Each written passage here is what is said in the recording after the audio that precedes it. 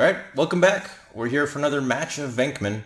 If you don't know what Venkman is, you either have not watched the prior video or you have a bad memory. I'm going to put up a link on the screen, assuming I can figure out how to do that, so you can check that out. Or you can look at the rules, which I will put in the description. But moving on here. So I have a opponent, actually two, sort of.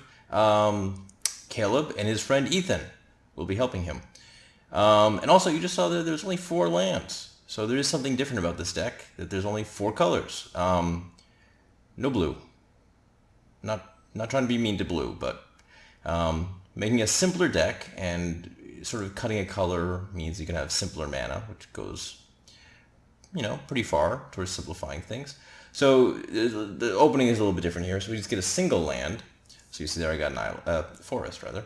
And then we'll go an additional time drafting in the opening hand.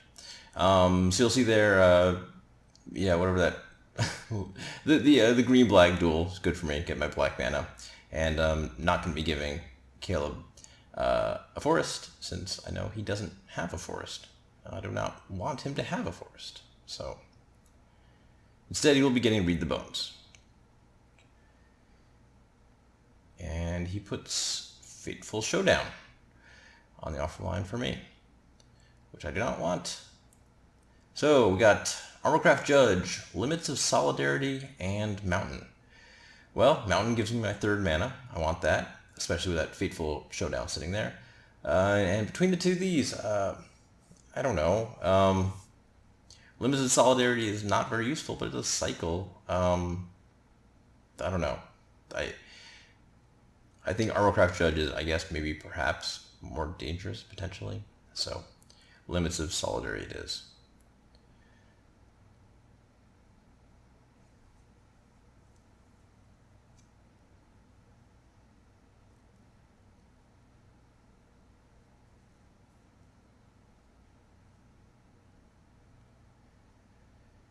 So, Caleb has put Wildest Dreams in the offer line. So, Wildest Dreams plus Fateful Showdown, those are two pretty, Wildest Dreams in particular is a pretty late game card. But, I don't know, can't resist multiple cards. They're kind of neat effects.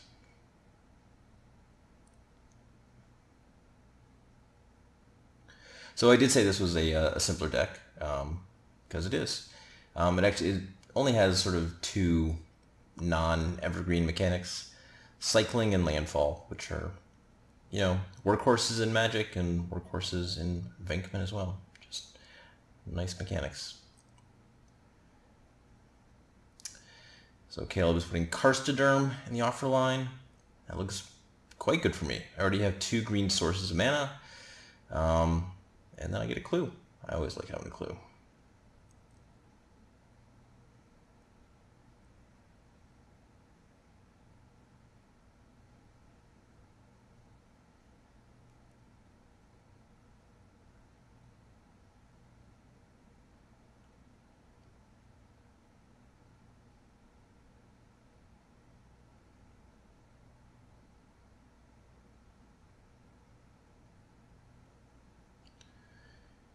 That's a Marasa Ranger, which maybe I'll be interested in at some point, but definitely not right now. So I see Jungle Weaver, Swamp, and Savage Lands.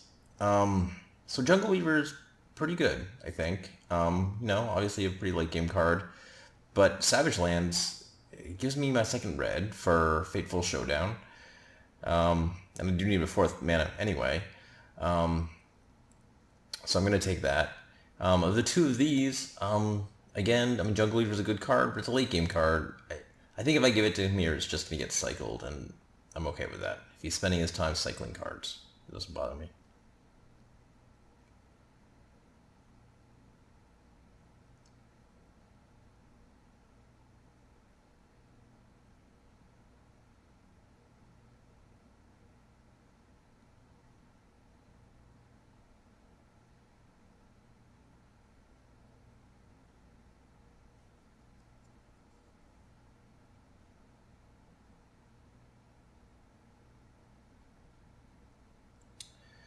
So that's Grim Backwoods he's added to the offer line. And now, by the way, this is Caleb's first turn now, because he is on the play.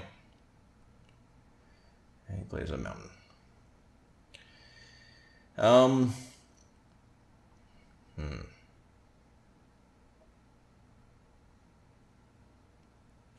So I take 2 here, which I will. I'm going to have to discard. But, I mean, when you have an opportunity to sort of limit the size of the offer line, I think it makes some sense to do that. And now that Savage Lance means this forest is a little bit extraneous. We already have 2 sources of green.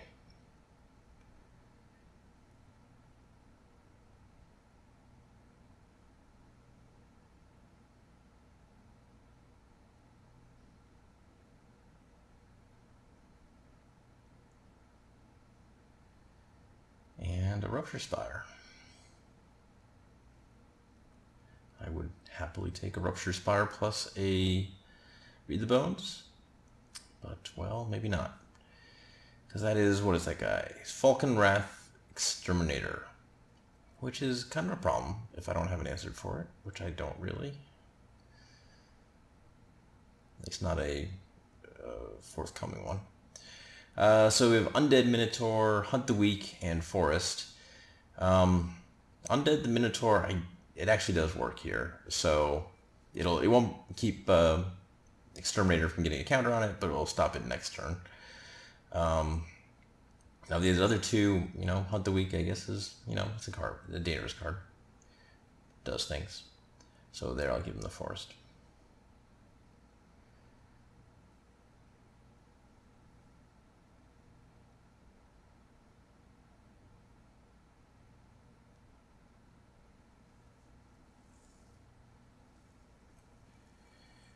And Caleb's played, he's put Moaning Wall in the offer line.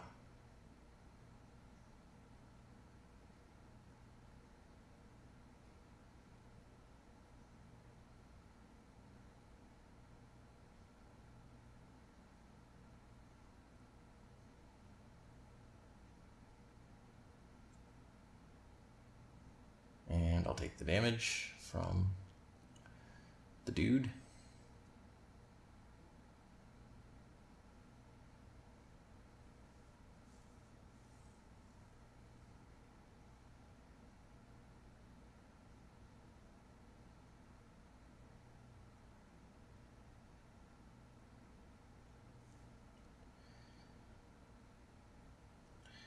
So I picked up a bunch of cards there. Again, even playing a land plus Undead Minotaur, I'm gonna have to discard, but it's okay. It's okay. I've got to play this turn. So just sort of limiting the options for Caleb, I think, is a fine thing to be doing.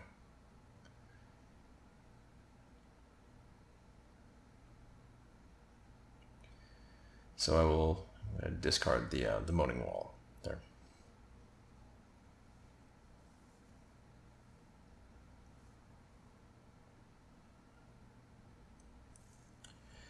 And that's Vessel of Nascency that you just added.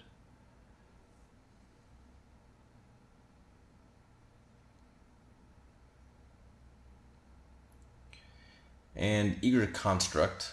So this is one that each player scries when it comes to play. So remember, this scry works differently. So this one sort of have to be careful about the order. So the active player goes first here. So he's doing a regular scry, I assume, because he wants that forest, which makes sense. Myself, do I want that Vessel of Nascency to be there? I guess I don't feel like I mind that, but I'm not sure that's really what I want to be spending my mana on. Just messing around with that. So I will replace that.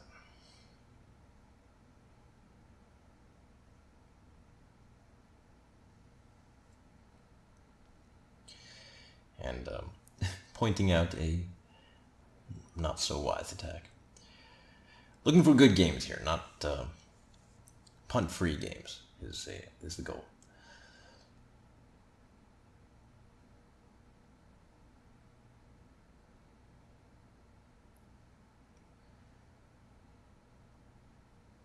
So off the top, I see Kazul's Toll Collector, Brood Hunter Worm, and Daily Regimen.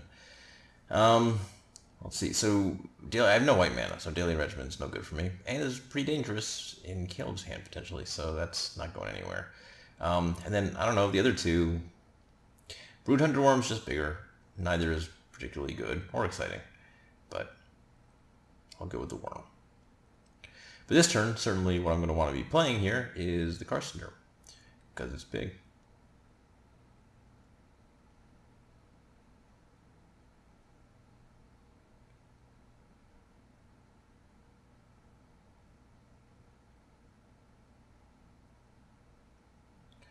So no block from Caleb.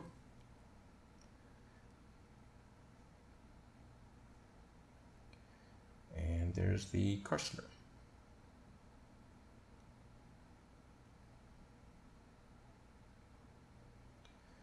So Caleb's picking up 2 cards from the offer line.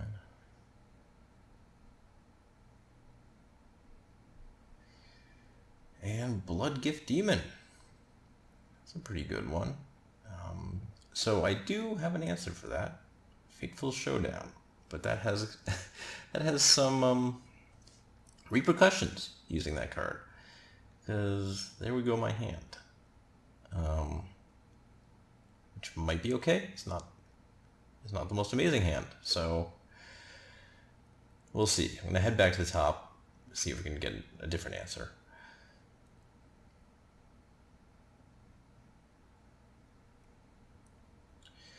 So Haunted Plate Mail is a card I like. Does it change anything here though? So one thing is if I take that and play it, well, first of all, I'm making my Carcinoderm smaller. The question is, like, is that good enough that it's worth wasting it, like spending a turn not killing the demon? And I don't think so.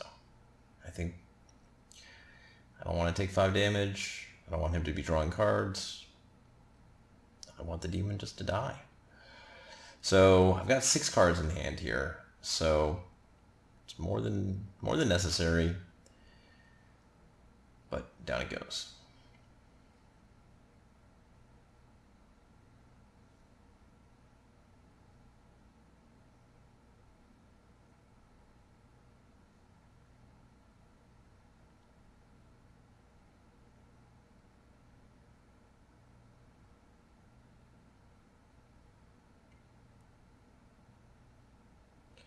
Let's see what I get.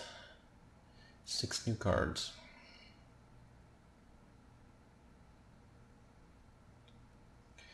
Okay, so what we have here is Plato Geopede, Stern Constable, Sulfuric Vortex, Jero's Resolve, Mountain, and Wall of Wood. So actually getting the Mountain there was nice, because that was another reason to be casting the Fateful Showdown. I didn't have a land, so this way I got a land drop. And Caleb is blocking. This hand. What's going on with this hand? Well, it's got white spells. I don't have any white mana. That's a small issue. But beyond that, well, so I mean, clearly the most interesting cards here are Plated Geopede and Sulfuric Vortex. These definitely encouraging me to race. I don't know. We'll see if that's going to be possible. I mean, I do have the Carcinoderm. I'm not in bad shape to do that. But Caleb has a high Sentinels of Erishan.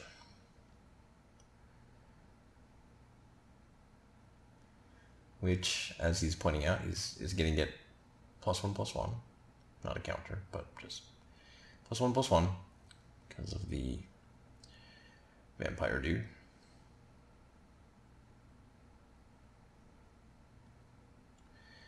So once again, I'm going to need an answer. So I'm going to head to the top of the deck. By the way, you see that he added Slippery Karst to the offer line. I think that is now 2 for 2 showing up in the in these videos. Let's see. So we got Magma Spray, Dragon Master, Outcast, is that, and Plains. So Dragon Master would unfortunately just die to the vampire. Plains, that would be a source of white mana for me. That would not be bad. But Magma Spray is good. I don't know. I mean, so the danger here is with the high sentinels, you can start adding counters to the exterminator. I mean, that's kind of slow, but still, it's pretty dangerous. So just having a way to just get rid of that is, I think, going to be pretty important.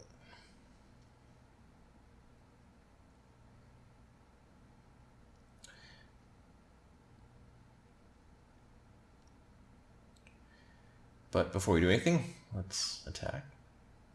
See if he tries to double block, perhaps. That'd be great. And he's not double blocking. He's just blocking with the exterminator, which, if I'd known that, I think I probably would have taken that other dude, Dragon Master dude.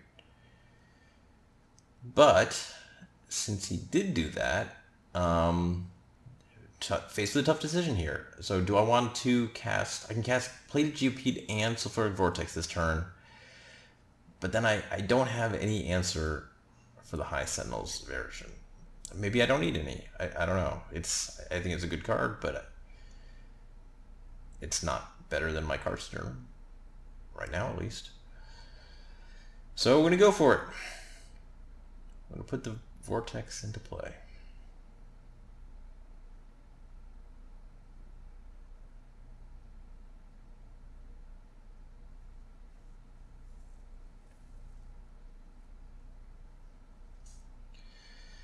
And Caleb took a bunch of cards from the offer line. Jungle Weaver among them as a notable.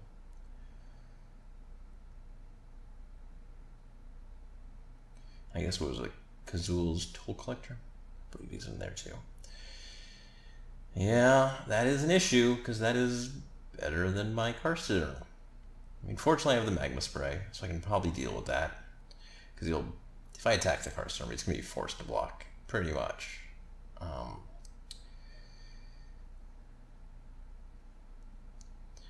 So, and by the way, of course, Caleb took 2 from the Vortex, as did I.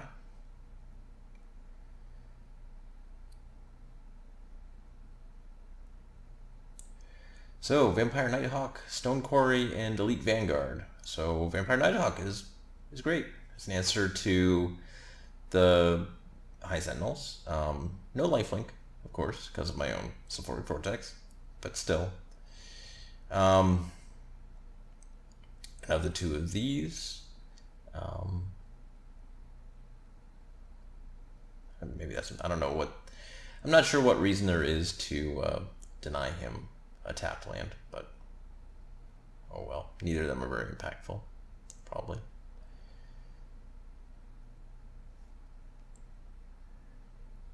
So here I'm walking into a 2-for-1. How do you call it? 1 for 2? A 1 for 2.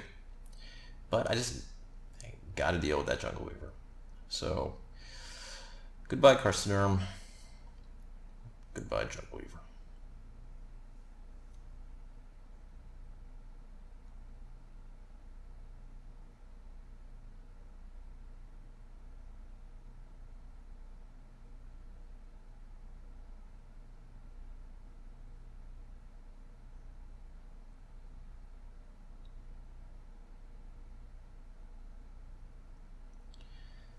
And there's the Nighthawk.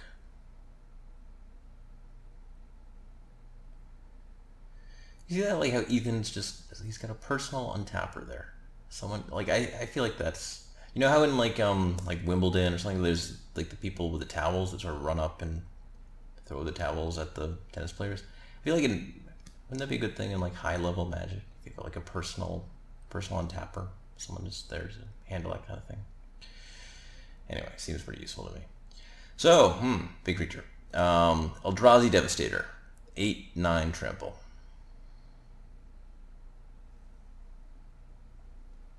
That's kind of an issue.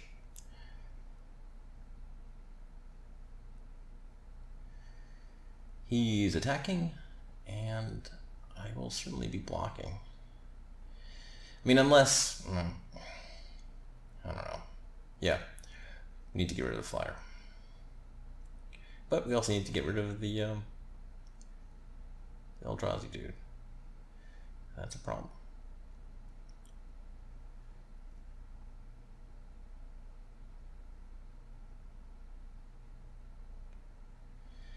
So, look at the top three here. 3 lands. Crumbling Vestige, I believe it's called. Barren Moor and Plains. So I don't have any white mana, so that's an argument for Plains. There's an argument for Barren Moor as well, since I need an answer. And so I can draw a card from off the clue, but Barren Moor would give me additional draw, but a Plains will make it more like I can cast something if I do manage to draw something useful. There's also Stern Constable that I can get. And so there I crack the clue and I get Go for the Throat, which is flat out amazing. That is just, it's hard to imagine a better draw I could possibly have right there. So land, to give GOP plus whatever it is, +2/+2. And Go for the Throat. Pretty ridiculously lucky there, I'll admit. And attack for 5.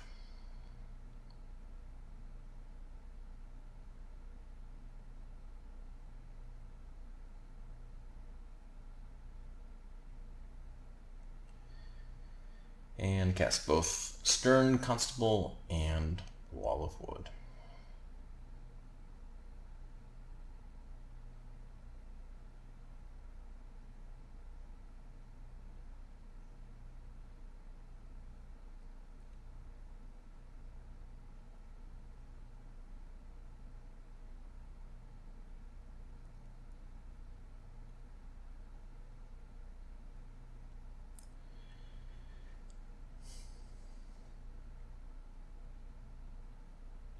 So Caleb took a bunch of things from the offer line.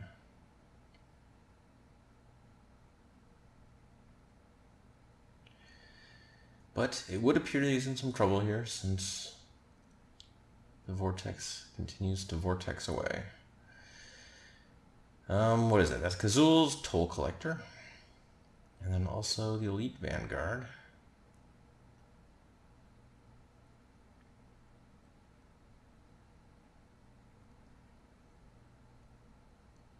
And my turn.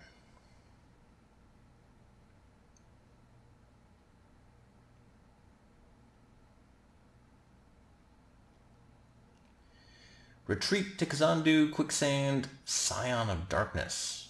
So, in a racing sort of situation, Quicksand looks great to me. I mean, he is actually kind of close to the Scion of Darkness, so maybe we'll not do that. He's already got, he's got 8 mana. I'm not sure. Even more? No, he's got 9 mana. So, yeah, how many more can he have? He can't even gain life off it.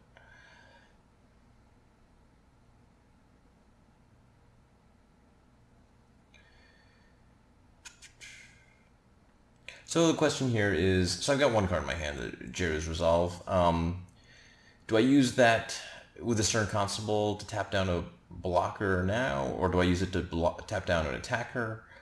I think to use it to tap down a blocker, which I'm gonna do. I'm gonna get rid of Kazul's, because I got this Quicksand now, so his attacks are gonna be pretty weak.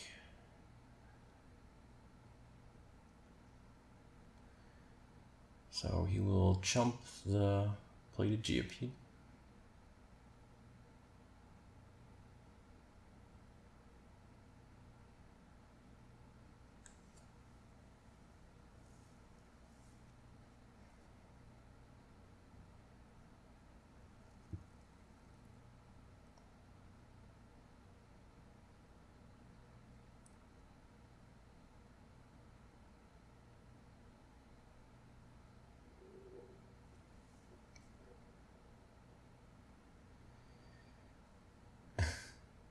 I gotta say, I really like what Ethan's saying here. It's like, don't steal the Wall of Wood, you idiot. Steal the creature that can be blocked by the Wall of Wood. I don't know. There's some some not ideal strategizing here. Okay, then there's a Mighty Leap, which is going to go on the toll collector to avoid the quicksand, but then I can just block the Minotaur.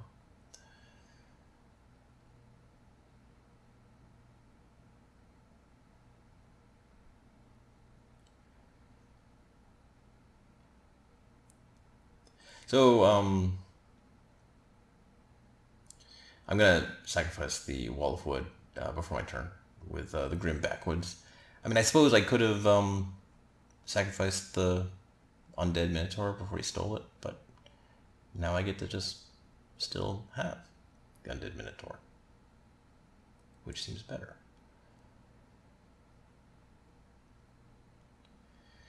But this is game. -1. Alright, I'm up a game.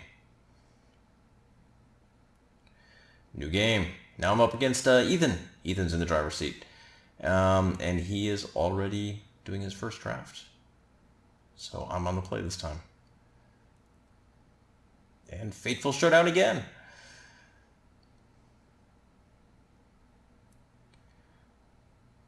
No lessons were learned. Crumbling Vestige, Grim Backwoods, Jungle Weaver. Again, I like Jungle Weaver, but I mean, Crumbling Vestige, not a very good land. But it gives me some flexibility early on. Less so later on. I'll take it. Won't be thrilled, but I'll take it.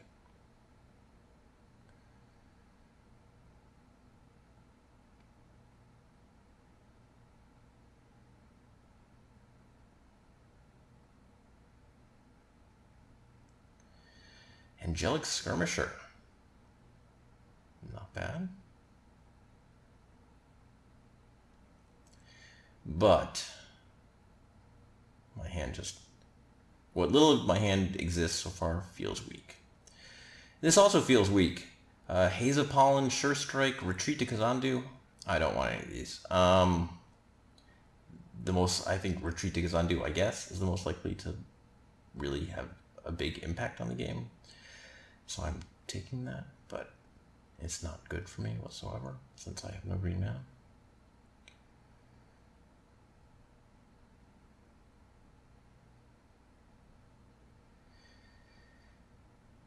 And he's putting in Necromancer's Assistant. So now I can get a good late game card, a sort of questionable removal spell, plus underwhelming early drop. That's a take.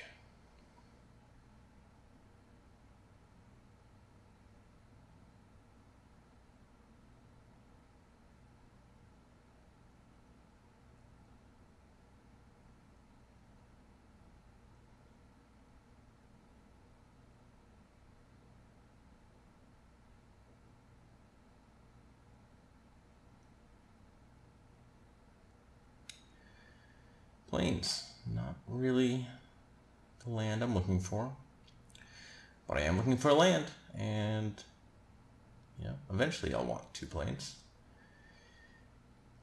And the clue, I can never, ever turn down a clue.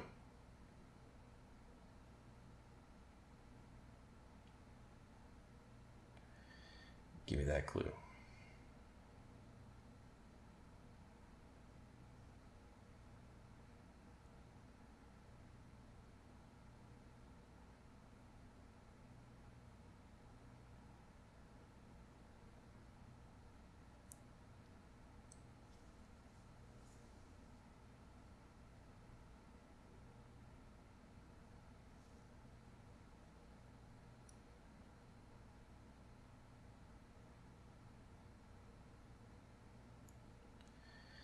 Other planes. I wasn't excited about the first, and even less so. Well, this is the third. Whatever. I'm not very much less so. This one. Eldrazi Devastator, Cleansing Ray, and Bloodgift Demon. This is also kind of not what I want. I guess. The Blood Gift Demon has the most likely chance of being cast between the sort of reasonable picks here. And then Cleansing Ray, well, it's a sideboard card, really, so into the offer line it goes. And I start things up with the Plains.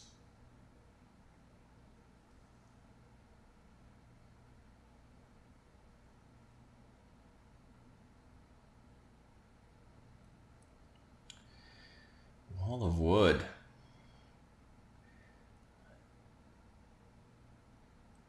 He didn't keep that for himself? Play first turn Wall of Wood.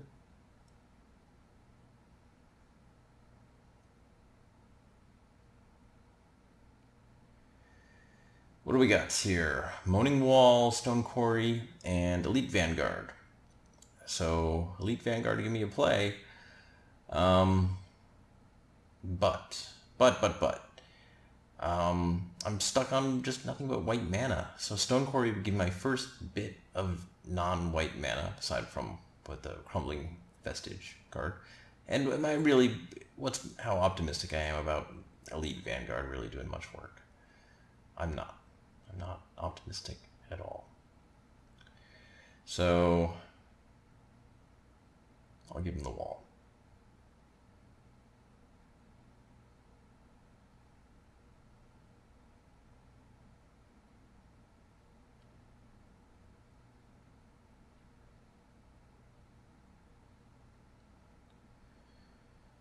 Ethan turning down 3 cards there in the offer line.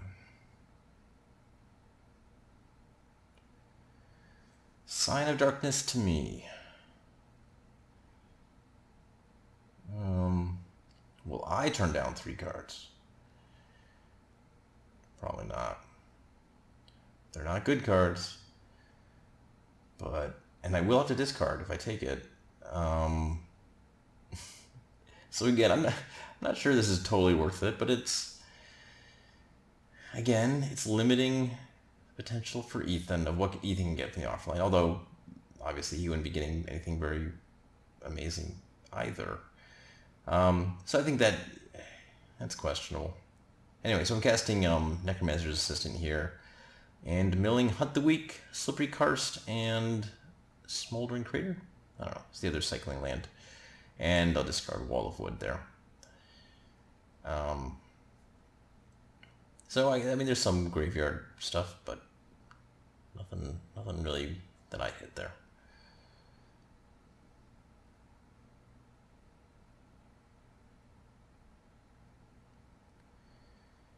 And Deranged Outcast, for which I have no green mana.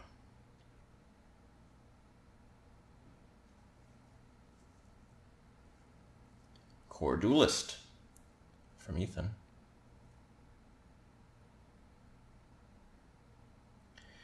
Which puts a stop to any hope of doing something useful with your Necromancer's Assistant, really. At least for now. So, Exterminator. So there's an issue here. I like Exterminator. But there is that Cleansing Ray sitting over in the sideboard there. I don't want Rogue's Passage. In fact, I'm going to give it to him. The option was to take the Mountain, which I would sort of make my Fateful Showdown castable. I don't know. Perhaps that's what I should have done. So Cleansing Ray will already have a target in my Retreat to Kazandu if I ever get that out. I don't know. We'll see.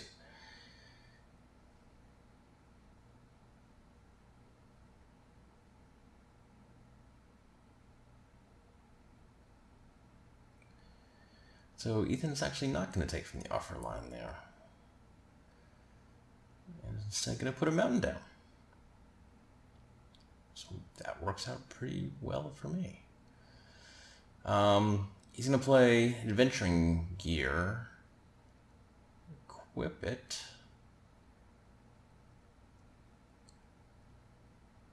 play a land, Slayer's Stronghold, which all combines pretty well to make a 3/3 double strike.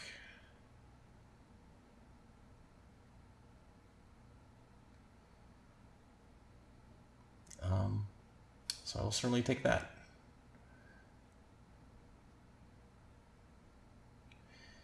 But he did, so now here, if I, so again, I do kind of want Mountain, but a big reason to take from the offer line here is because that takes Cleansing Ray out of Ethan's reach. Because then there'll be four cards left, and they would be on my side of things. So I am going to take these cards.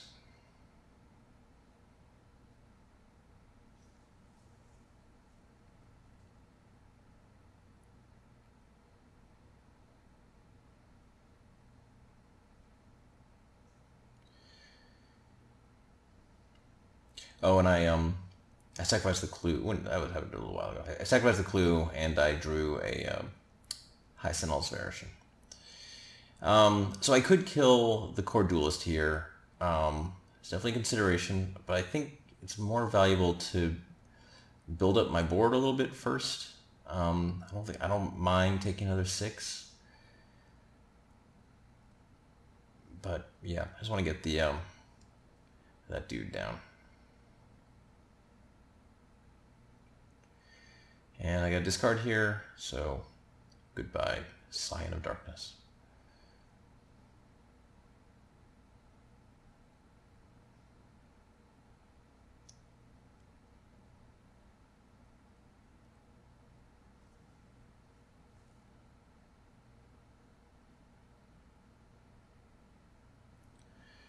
Swamp.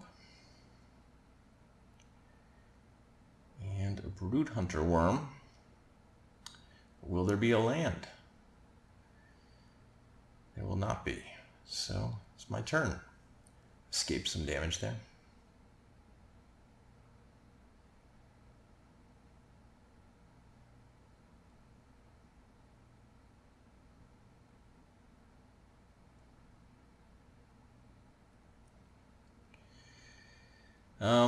So Jungle Shrine here gives me finally gives me some green mana.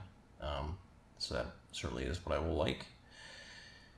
And then, well, so Ethan has no red mana, so Violent Impact is a fine one to give him.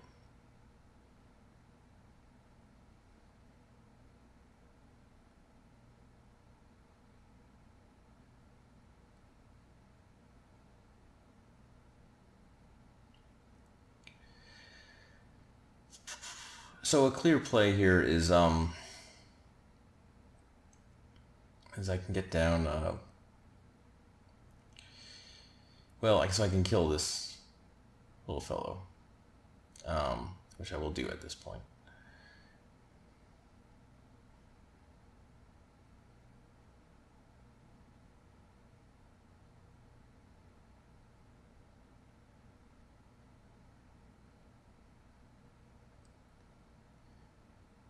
And come in for 4.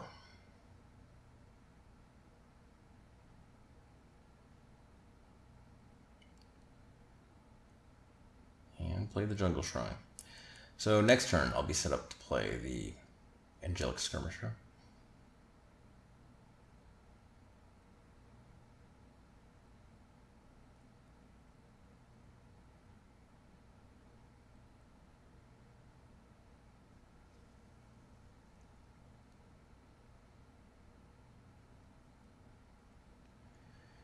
Wildest Dreams in the offer line. And now he does have access to red. Magma Spray. On the vampire dude.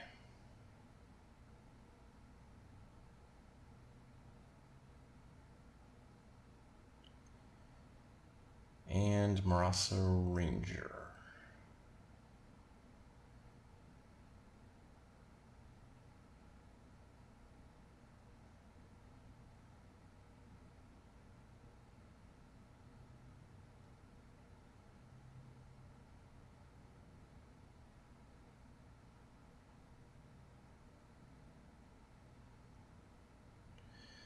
So, bunch of cards I will take.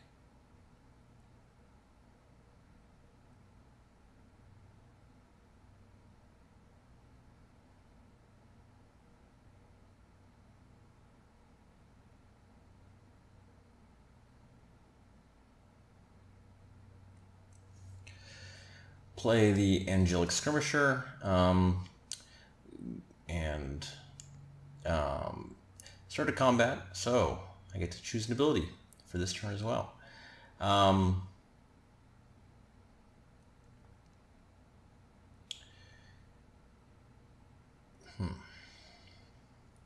So actually, I'm choosing, sorry, yeah. I'm attacking with both of them, and I'm choosing First Strike, which is dumb, probably. Really ought to just be lifelink. It does force this double block if he's going to block at all. And it means I can kill whichever one I want, but I don't know, pretty interchangeable. So lifelink would have just been better.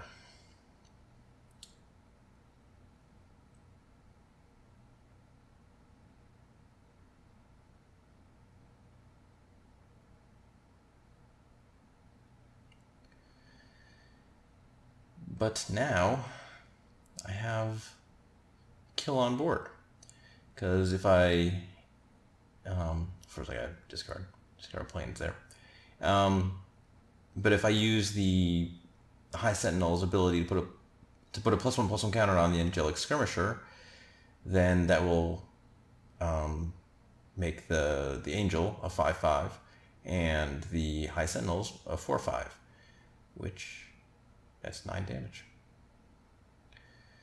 So we will see if Ethan has anything here to stop that.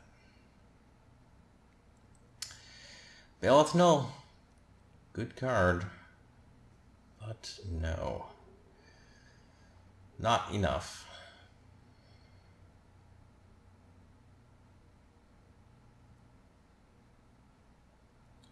So there's no 0 mana cards in here. There's no alternate casting cost cards. So I can tell you that this one is over.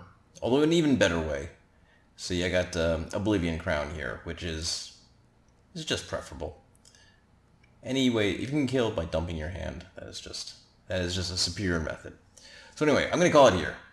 I win this one, and I do choose lifelink wisely this time. But thank you to Ethan and Caleb for playing this match.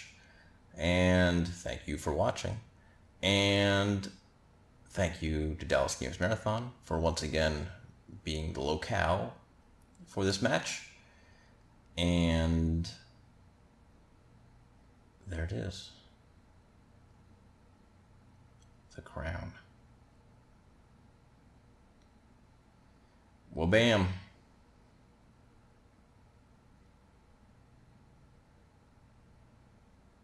That is a match of simple Venkman.